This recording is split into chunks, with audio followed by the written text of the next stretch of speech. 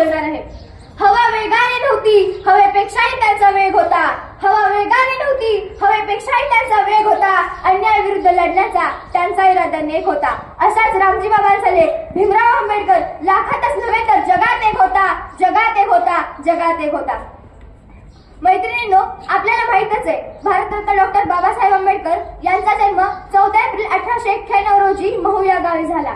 परंतु 14 एप्रिल ही फक्त एक तारीख नव्हे तर एका वादाचा आरंभ बिंदू आहे.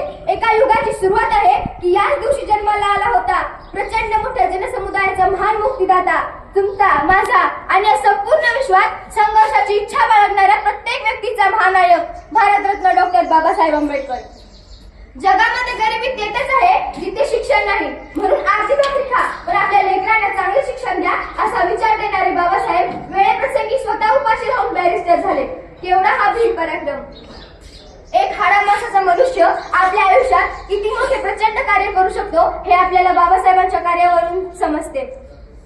महाड येथील 14 तारखेचा सत्याग्रह, काळाराम मंदिरासाठीचा संघर्ष, जाती व्यवस्थेविरुद्ध पुकारलेले बंड यावर एक नजर टाकली तर बाबासाहेबांचं आयुष्य हे एक धगधगतं अग्निकुंड होतं असं वाटावं. अशा या महामानवाने 6 डिसेंबर 1956 रोजी अखेरचा श्वास घेतला. जाता जाता मी एवढेच म्हणेन, मोजूदारी किती उंची तुमच्या कर्तृत्वाची, मोजूदारी किती उंची तुमच्या कर्तृत्वाची. तुम्ही जगाला शिकविली व्याख्या माणसातल्या माणुसकीची. तुम्ही देव नव्हतात, देवदूतही नव्हतात, तुम्ही खऱ्या मानवतेची पूजा करणारे खरे महामानव होतात.